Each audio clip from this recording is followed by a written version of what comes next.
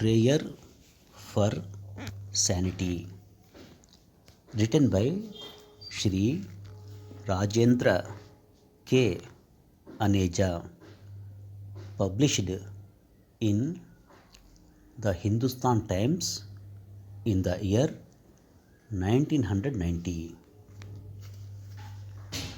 4 decades and 3 years ago, we became a republic by waging a non-violent struggle against an alien regime. We braved the bullets at Jallianwala Bagh and the lathi charge blows at Dandi. We fasted and prayed together to regain our right to determine our destinies. During these past 43 years, we have lived and worked as friends, brothers, and sisters. The world sniggered when we formed a republic. The cynics wondered how we, a cauldron of castes and communities, would survive. But we did. The highest political, civil, academic, business, and corporate offices were occupied by those who best deserved them.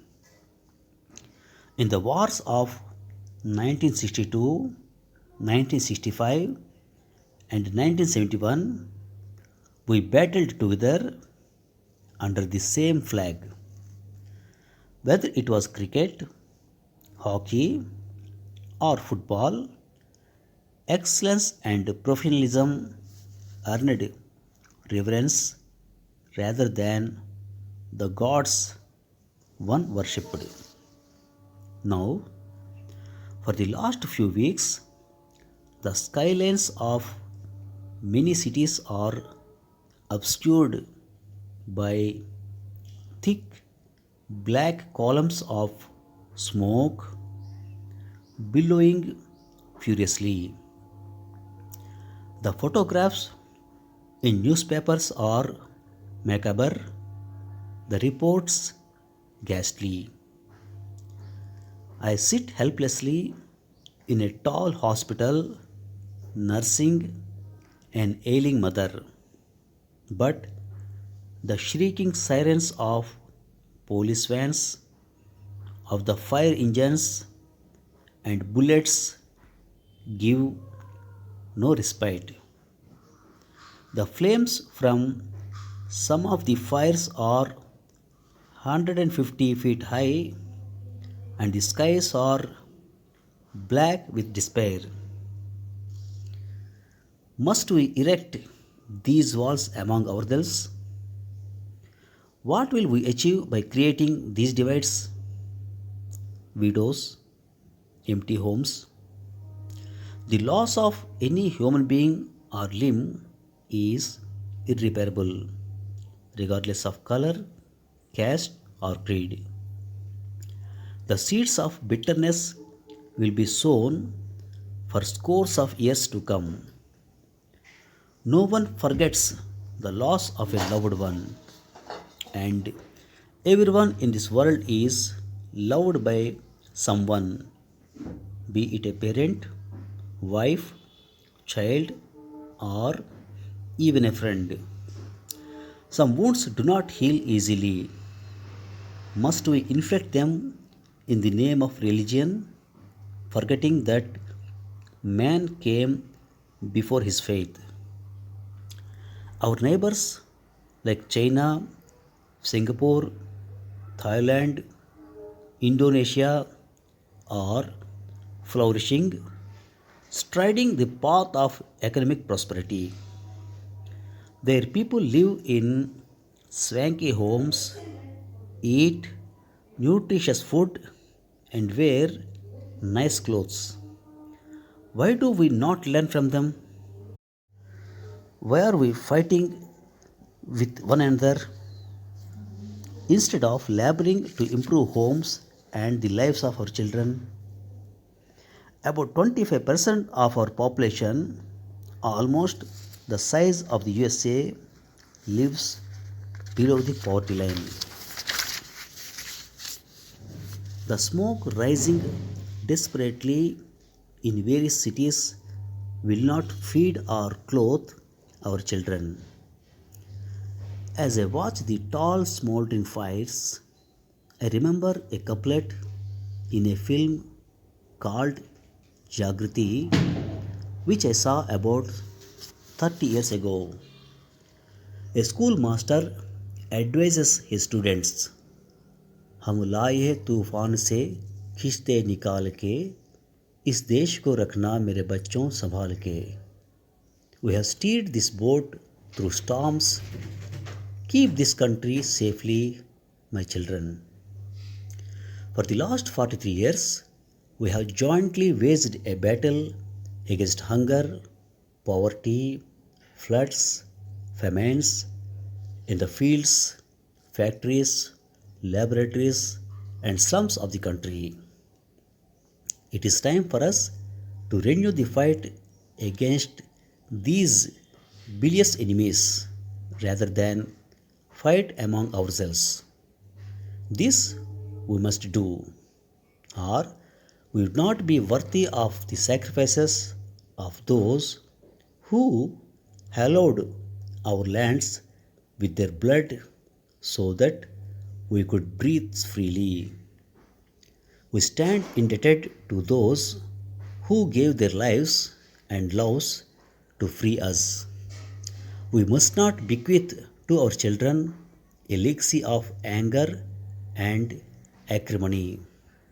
We owe it to our children to leave behind a country more harmonious and affluent than the one which we inherited. So, let us not forget that history will not judge us by the revenge any wrenched and wrecked, but by now many lives we protect and build. Thank you very much. Now, some of the words and their meanings. Prayer for sanity. Sanity means the state of having a healthy mind. 4 decades and 3 years ago, we became a republic by waging a non-violent struggle against an alien regime. Alien regime means foreign administration. The world sniggered when we formed a republic. Snigger means half suppressed laugh. The cynics wondered how we, a cauldron of castes and communities, would survive. Cynic means person who sees little or no good in anything and who has no belief in human progress. Cauldron means large, deep, open pot in which things are boiled. Whether it was cricket, hockey, or football, excellence and professionalism earned reverence than the gods we worshipped. Reverence means deep respect. Now, for the last few weeks, the skylines of many cities are obscured by thick black columns of smoke. Obscure means dark, hidden. Thick black columns of smoke billowing furiously. Billow means rise like waves. The shrieking sirens of police vans. Shriek means screaming voice. The photographs in newspapers are macabre and reports ghastly. Macabre means unpleasant because it is connected death or violence. Ghastly means extremely unpleasant and shocking. Our neighbors like China, Singapore, Thailand, Indonesia are flourishing, striding the path of economic prosperity. Their people live in swanky homes, eat nutritious food. Swanky means very clean and ostentatious. Nutritious means nourishing, healthy. As I watched the tall smoldering fires, I remember a couplet in a film called Jagriti.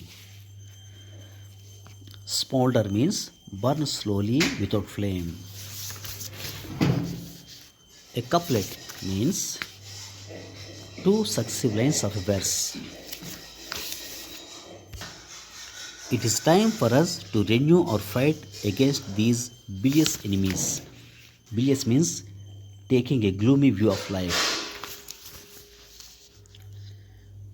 This we must do, or we would not be worthy of the sacrifices of those who allowed our lands with their blood.